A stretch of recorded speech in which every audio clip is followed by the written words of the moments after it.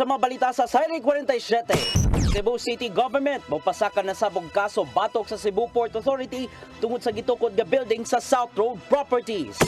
Utang sa Pilipinas nagkadako na ngadto sa kapin 14 trilyones pesos. Luna alang sa itukod nga bag-ong Capitol Building sa Balamban, gipangandaman pa. Wanted sa kasong pagpanulis, gisikop sa kapulisan. Apan kaso, dugangan, human aktong nakuhaan og shabu. Sugbo, Kabisayan ug Mindanao, Pilipinas ug sa katawhan. Kutob sa mabot sa atong Sibya sa tibuok kalibutan maayong hapon. Live kita karon sa CCTN Channel 47 ug kini ang tulumanon sa nagunang kasayuran nga angay natong masayran. Tulumanon sa patas ng mga balita ug opinyon. Sa ngalan ni Dennis Tabar, ako si Danica Cabales. Kini ang Sayre 47.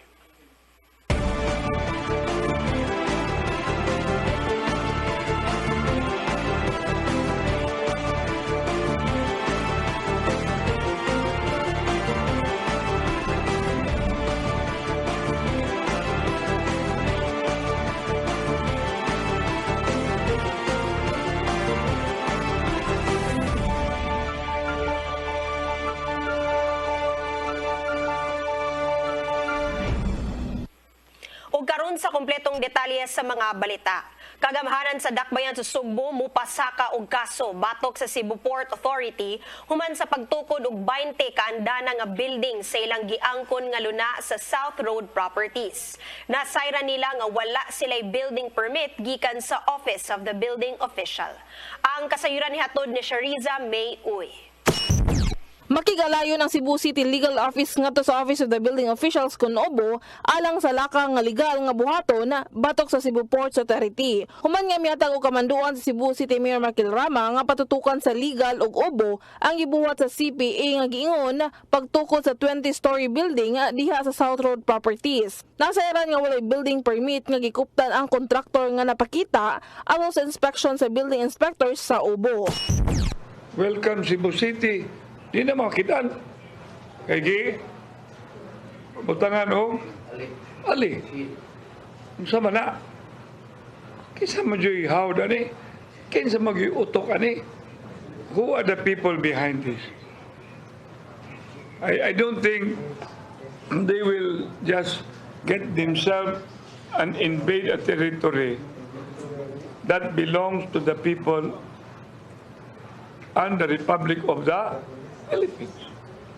Kitanaw karon sa City Legal ug obo ang posibleng nagkalain-lain nga kalapasan sa PD 1096 kung Building Code of the Philippines nga nag-require sa tanan nga mga pribado o gobyerno man nga kinahanglan gyud nga mokuha og building permit sa local government unit. Gipasabot sa PD 1096 Section 209 nga ang tanan nga mga construction, mapabuilding, pantalan, balay ug uban pa kinahanglan gyud nga mokuha og permit sa Office of the Building Officials apan kung public government ang magtukod sa building exempted lang kini sa building permit fees. Matud ni Attorney Vincent Jimina, ang kasamtangang Chief Legal sa kagamhanan sa Dakbayan sa Sugbo nga makig-alayon pa sila ngadto sa ubo aron sa pagsusi sa mga rekisitos nga gibangayo sa balaod kung nakumplay kini sa CPA. Apan sa pagkakaron gipaabot pa nila ang endorsement gikan sa ubo alang sa pagbuhat og legal batok sa CPA. Ang Common Good Building Code PD 1096 very specific ang provision diha, no, all construction in relation whether private or public, no, should secure a building permit. May na dito sa provision. There's no, of course there are certain exceptions, but there is no exception to that particular situation. Hinumduman nga natong milabay sab nga semana bago lang nga nakadawat og notisiya ang CPA gikan sa ubo tungod sa pagbutang og kural nga wala makakuha og fencing permit gikan sa syudad. Sa pagkakaron padayon pa ang pakigbatok sa Cebu City Government sa ownership sa luna nga nimutangan sa kumpanya maritima diin sab kasamtangan nga gipahunong ang operation sa pagtrabaho sa Puso Village sa Kilid. Wala sab mihatag opisyal nga pamahayag ang CPA kalabot sa maong isyu. Shariza May Uy, CCTN News.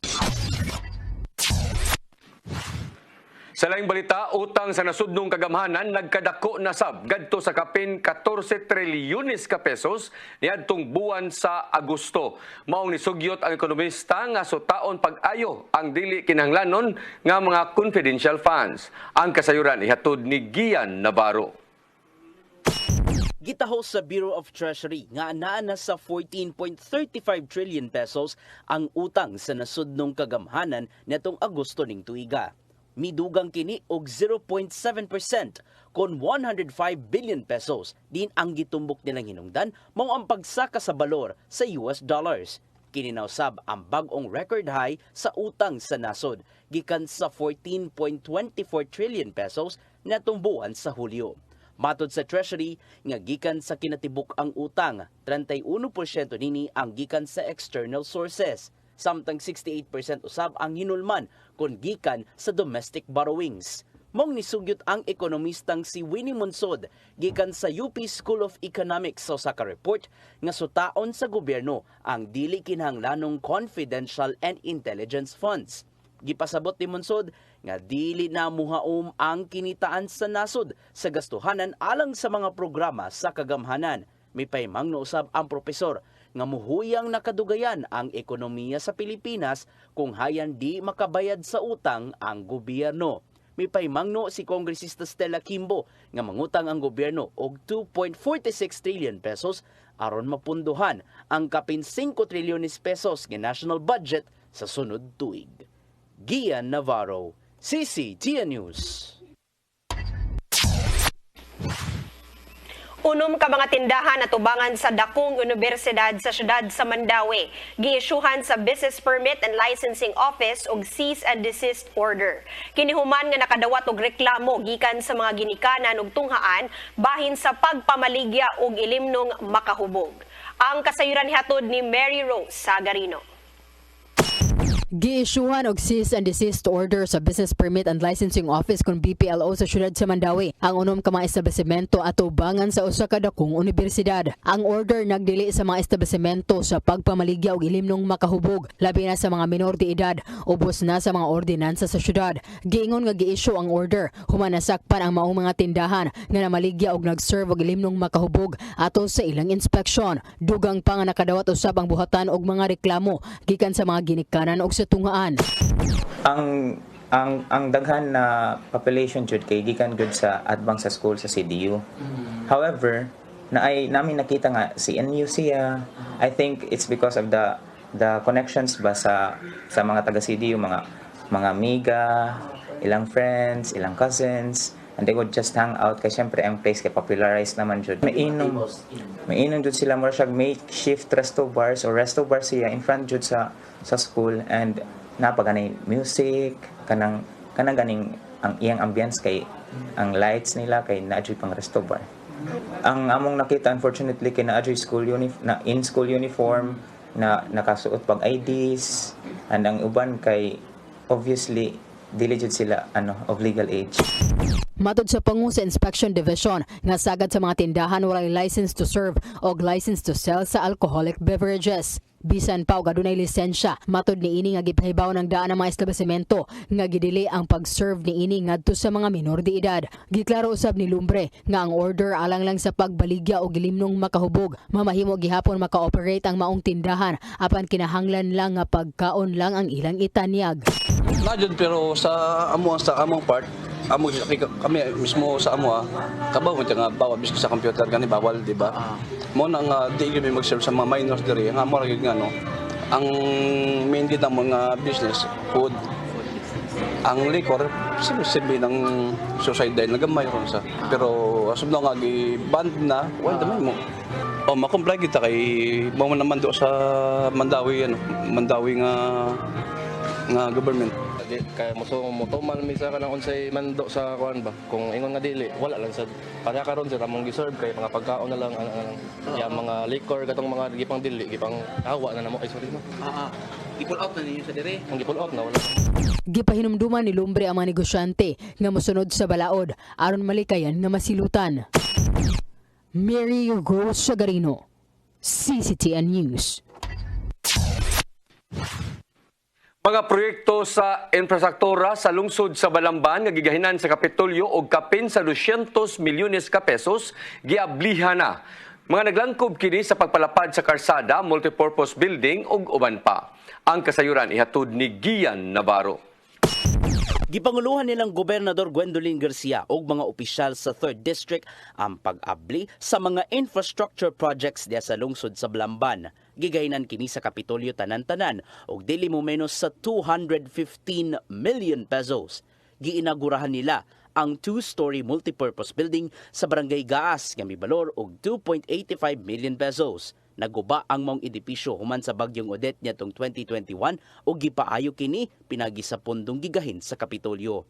Mamahimo na usab nga makaagi ang mga motorista sa gipalapdan o gipabaga pang mga karsada human kini gigasto sa provincial government. Sama na lang sa poblasyon Lamesa Road Section sa Barangay Lamesa nga may kantidad og 80.93 million pesos. Liki Kabagdalan Road sa Barangay Liki nga mibalor og 48.94 million pesos. Hingatmonan Liki Road Section sa Barangay Hingatmonan nga gigastuhan og 58.19 million pesos ug ang Lakdon Kambuhawi Provincial Road nga mobalor usab sa 22.21 million pesos. Gitapos ang ilang adlaw sa pag-inaugurar sa Sitio Lamak Road Section nga mokandidad usab og kapin 2 milyones pesos gikan sa Kapitolyo. Ingon man usab ang pagpasiga sa 28 ka mga solar-powered lamp posts nga mobalor og kapin 10 milyones pesos isip kabahin sa solar street lighting project sa provincial government. Gian Navarro, CCTN News. Approval rating nilang Presidente Bongbong Marcos o Vice Presidente Sara Duterte mikunhod sa 3rd quarter ning tuiga. Matod sa Pulse Asia, napahigayon ang maong survey human itumaw ang giatubang nilang mga issue. Ang kasayuran ni hatod ni Mary Rose Sagarino. Sa 3rd quarter survey sa Pulse Asia, niubos ang trust ratings nila Presidente Ferdinand Bongbong Marcos Jr. o Vice Presidente Sara Duterte. Ana-ana sa 65% ang approval ratings ni Marcos Jr. ni adtong Septembre, gikan sa 84% ni adtong Hunyo. Samtang anaa sa 73% ang rating ni Duterte sa samang panahon, gikan sa 84% sa nakalabay nga quarter. Gipahigayon ang maong Pulse Asia ni adtong Septembre 10 hangtod 14 o gitubag kini sa 1,002 ka mga Filipino adults lukop sa nasod. Gitumbok usab nga na timing ang survey sa mga isyu nga giatubang nila. Sama na lang sa budget deliberations alang sa nasudnong pundo sunod tuig, diin gisukit-sukit pag-ayo sa minorya ang confidential o intelligent funds. Apil ni ini ang pagpatuman sa price cap sa bugas ubos sa Executive Order No. 39. Ingon man usab ang mando sa Department of Education nga i-revise ang leksyon gikan sa diktadoryang Marcos ngadto na sa terminong diktadorya. Mary Rose Sagarino, CCTN News. Department of Education dinhi sa Rehiyon 7 adunay panahom kabahin sa survey diin katunga sa mga Pilipino ang wa gyud makauyon sa K-12 nga curriculum. Matod sa ilang regional director nga wa masabti sa uban nga mga ginikanan ang tinguha sa grade 11 ingon man sa grade 12. Ang kasayuran ihatod ni Gian Navarro. Nasabta ni Department of Education 7 Director sa Luciano Jimenez ang nimong kahingawa sa mga Pilipino bahin sa gipatumang kindergarten to 12 kun K-12 curriculum. Sa SWS survey nga gipagawa sa nakalabayng simana, katunga sa mga Pilipino ang wa makauyon sa K-12 curriculum program. Gamay lang hinon ang nakauyon sa kasamtangang matang nga gigamit ron sa tunghaan. Maong nakita ni Jimenez nga wala nakasabot ang mga ginikanan unsay tinguha sa grade 11 ug 12 sa pagtuo nga makabaton og trabaho pagkahuman og eskwela. Gipasabot niya nga ang senior high gituyo aron mapangandaman ang tinun-an pagsulod sa kolehiyo pinagi sa abilidad nga iyang makuha. Ang pag-exit sa naon pod kay number 1 gud nga exit nga ato ang gitanaw para sa K-12 nga ma-ready ang atong mga bata is sa college, preparation sa college. So, secondary na lang na. Kung dili magaling sila ka-pursue college, adto ta sa katong mga entrepreneurship or katong magtrabaho.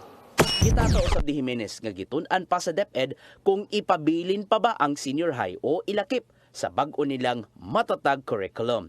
Ubos sa matatag curriculum, masatagan og pagtagad ang core ug essential competencies sa mga tinun-an gikan sa kindergarten hangtod sa grade 10 base na sa ilang Filipino values. Gamay na lang nga subjects ang gamiton, human nakuhaan og 70% gikan sa kaniadtong curriculum. Gipatuman ang pilot implementation sa 5 ka mga public schools sa probinsya sa Sugbo sa nakalabayng buwan. Nakita ni Jimenez nga nakauyon na usab ang mga ginikanan sa gidusumbag-ong curriculum sa DepEd. So not necessarily giving a time, no? A specific time for those competencies because those can be developed within. While developing this competency, so kaning lesson na lesson core, lesson or essential, while developing this, ang ubang competencies pwede na po ma-develop. Gigatagdag ipatuman ang matatag curriculum sa DepEd karong school year 2024 to 2025 ug gianam-anam lang kini by year level. Gian Navarro, CCTN News.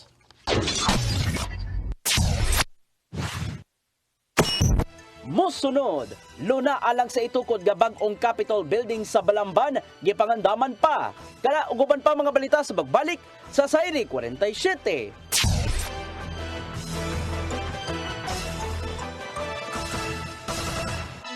Balik sa atong mga balita, hinay-hinay nang namahawa ang mga mulupyo sa ilang gipuy-an dool sa Estero di Parian ning dakbayan sa Sugbo. Kinihuman nga hinay-hinay na usab nga gisugdan ang pagpangguba sa mga istruktura. Ang kasayuran ihatod ni Sherissa Mayoy. Naginahinay na og pagpangguba ang 11 ka mga giila sa syudad nga papawaon diha sa Estero di Parian.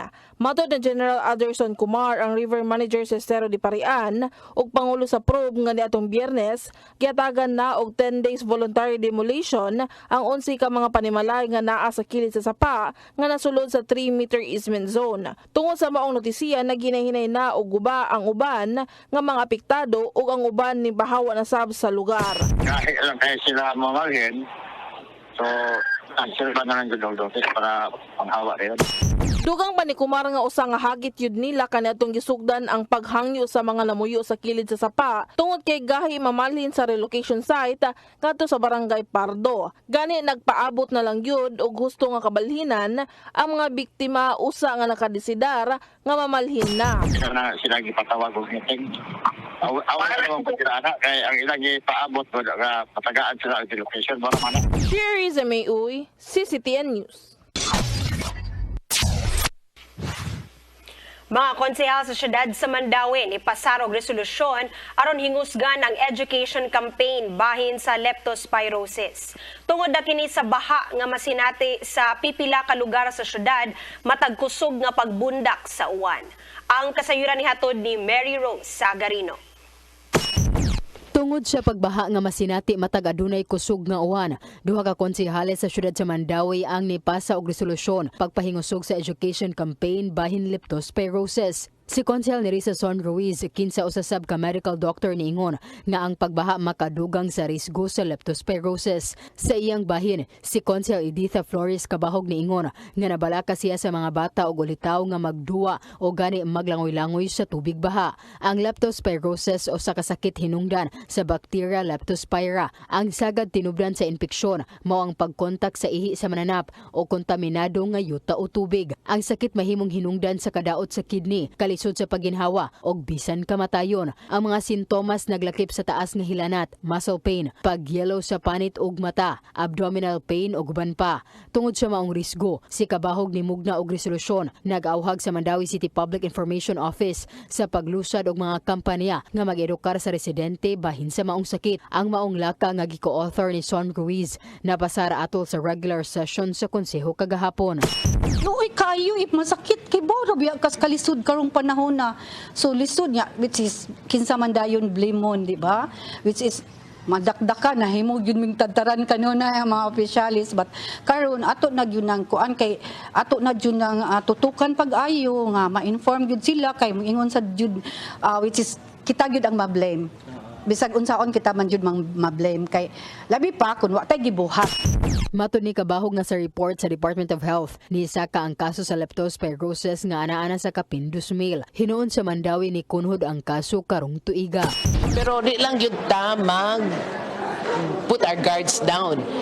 We have to be very careful and we have to tell ng mga Madawi nga magkuan gyapon tag mga pamaagi to prevent the occurrence of the disease. Si Son Ruiz niingon nga wala pa natala nga kumpirmadong kaso sa maong sakit o sa kakaso ang natala ni aging tuig. Mary Rose Sagarino, CCTN News. Cebu City DBMF nanghingusog sa pagbabakuna sa mga kahayupan subay na usab sa selebrasyon sa Reves Month. 8 ka mga barangay sa Dakbayan gikonsiderar nga kuyaw sa maong sakit. Ang kasayuran ihatod ni Sharissa Mayoy. 8 ka barangay sa Dakbayan sa Sugbo ang gikonsiderar nga high-risk barangay sa rabies sa syudad karong tuiga. Kinisubay nga adunay 8 ka barangay ang adunay positibo nga kaso sa rabies sa ero. Nanginaot si Dr. Jessica Maribuhok, ang pangulo sa DVMF, nga dili na mapun-an ang kaso ilabi na nga tinguha nila ang pagkunhod pa sa mga rabies cases sa syudad. Gani kumpara sa milabay nga tuig 2022, adunay siyam ka kaso ang nagpositibo sa rabies apan sa pagkakaroon 8 na lang. Decrease ang case na to, animal rabies case. So, good thing is na apata sa 8. But we are aiming to decrease pa jud ani for the next year. So, sa karon is na atay 8 ka barangays na confirmed with positive of animal rabies. Tungod ni ini tinguhan nila nga makapabakuna og 70 ngadto sa 80% nga population sa iro ug iring sa matag barangay ilabi na nga adunay mga positive cases. Subay ni ini giawhag ni Maribuhok ang mga tag-iya og iro ug iring nga magpabakuna na ngadto sa barangay o buhatan sa DBMF nga libre. Na animal rabies case. So naatay mga high risk na barangays. These are the barangays na nag-positive karon o katong nag-positive last year. So daghan sa tay mga strategy ma'am na para ma-lessen na nato ang rabies case nato sa animals. Sharissa Mayoy, CCTN News. Ana-ana sa 73% ang nahimong site development sa itukod nga bag-ong Capitol Building sa Barangay Cambuhawi, lungsod sa Balamban. Base kini sa nahimong pagsusi nilang Gobernador Gwendolyn Garcia ug mga opisyal sa Luna diin nakasulod na kini sa gitakdang panahon. Law mangibalhin ang pangagamhanan sa provincial government ngadto sa bag-ong Capitol Building ug mahimutang usab diha ang pipila ka mga buhatan sa ahensya sa gobyerno. Maong planong paliton sa Kapitolyo ang dugang 50 ka ektarya nga luna aron matagan og igong pwesto ang mga government offices ug mga departamento ubos sa Kapitolyo.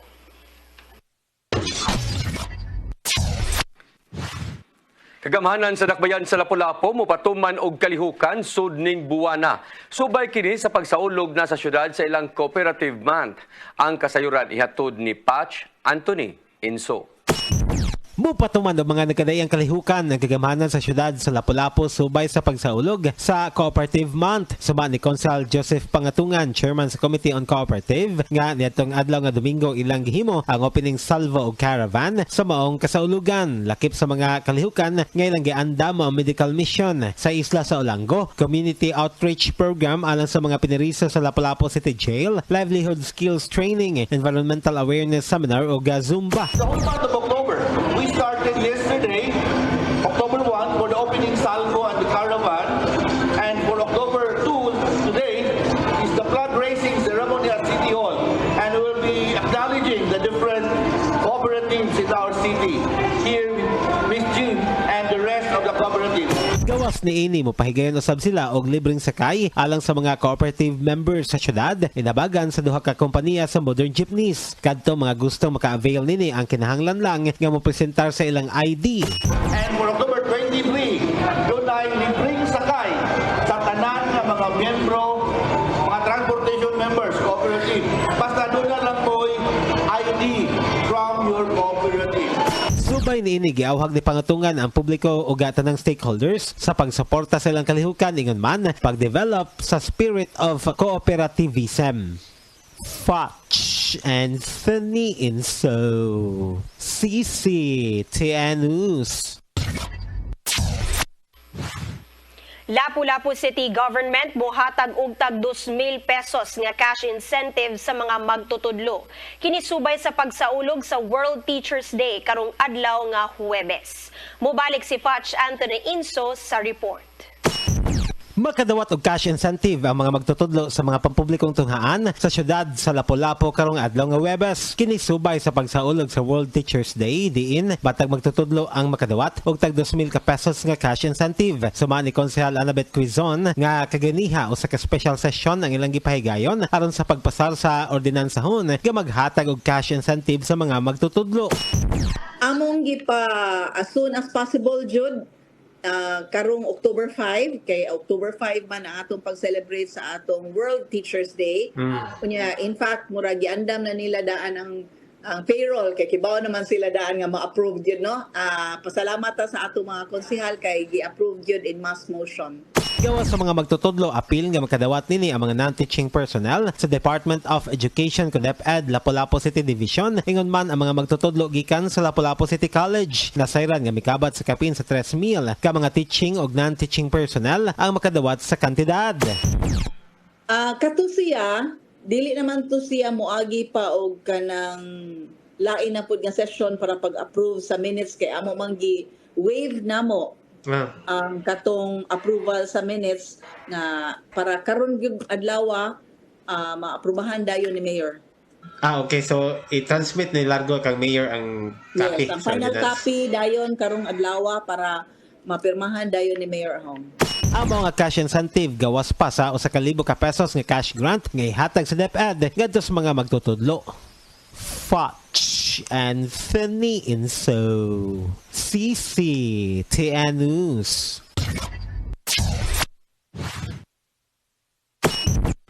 Mosunod, wanted sa kasong pagpanulis, sikop sa kapulisan, apan kaso, dugangan, human aktong nakuhaan og shabu. Kana uguban pa mga balita sa magbalik sa Sayri 46.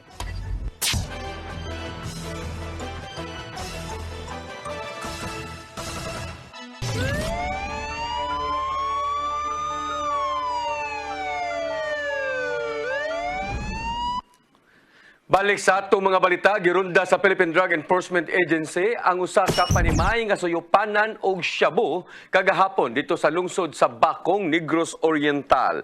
Nasikop ang usa ka drug den maintainer nga si Rosauro Alaman. Iyang pag-umangkon nga si John Aragones og laing kauban nga si Sheena May Dayaw. Nasignit sa mga operatiba ang unom ka mga pakite sa shabu nga mukantidad og kapin 108,000 ka pesos ug uban pa nga mga drug paraphernalia. Matod ni Information Officer Leah Alcantara nga tulo ka semana na nga gisubay sa PDEA ang maong drug den diin naka-dispose sila kung makadispose sila og 50 ka gramo sa shabu matag semana. Kasong pagpayuhot o papabaligya o ginadaling drugas ang giatubang sa tulo ka mga dinakpan.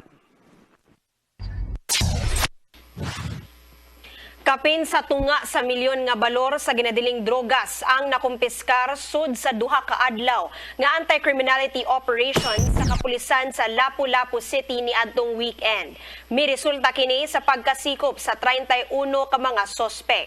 Suma ni City Director Police Colonel Elmer Lim nga usa ka high-value individual ug 7 ka street-level individuals ang ilang nasikop sa gipahigayon nilang sakleo. Mikabat og kapin 82 ka gramo sa ginadiling drogas sang ilang nasakmit nga mibalor og 559,000 pesos. Gawas ni ini, 11 ka mga wanted persons og 7 ka mga individual nga nalambigit sa illegal nga sugal ang ila usab nasikop.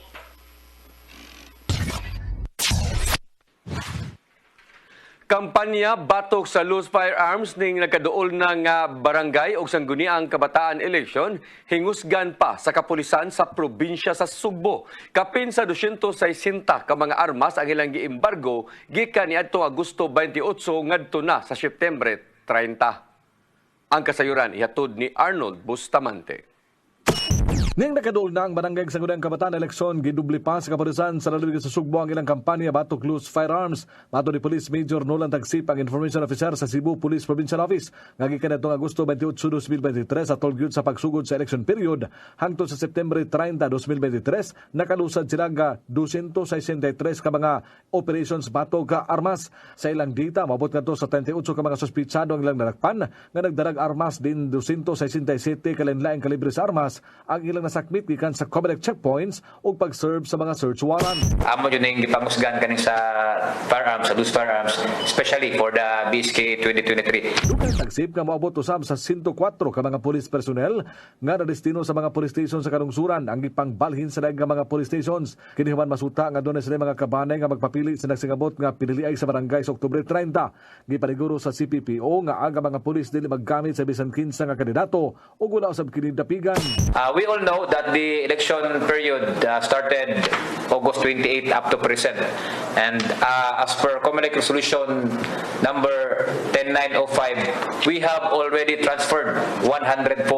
So again, we had already transferred 104 of our personnel that has a relative nga nidagan para sa umaabot ng eleksyon.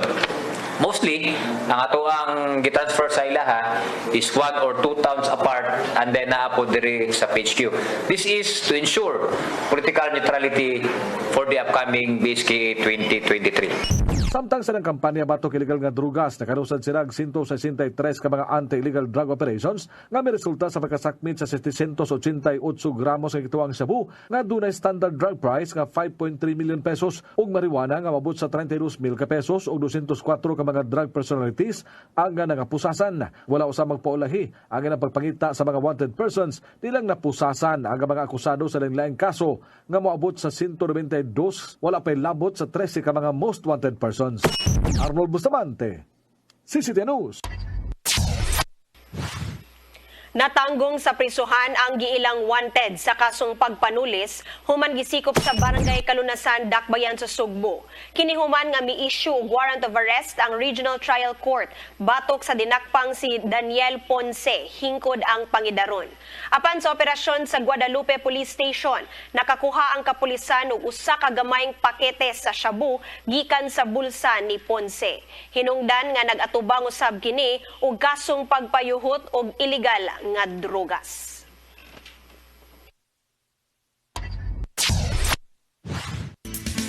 Lamdag, uban ni Tatay Dodong Limchua.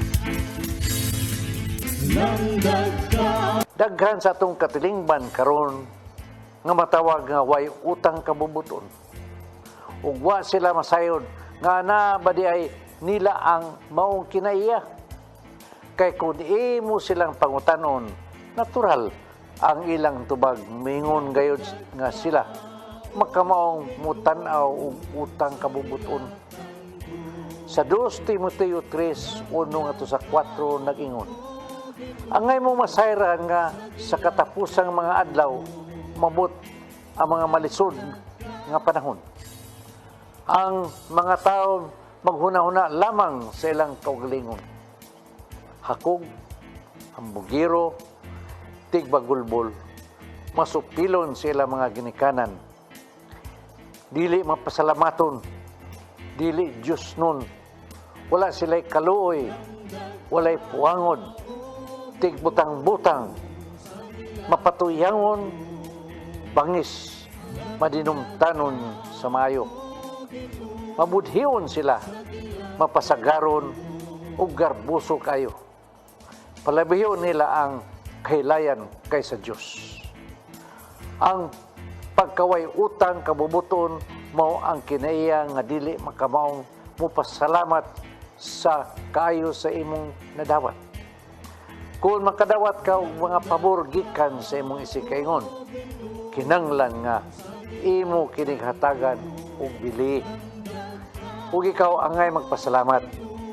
Ug gikinanglan nga imo kining isulti ngadto sa tao nga hintungdan. Ang Ginoo daghang kayong nahimo diri kanato. Busa dili maayo nga kita malimot sa pagpasalamat kaniya. Mga igsoon, kini ang atong lamdag karong adlaw.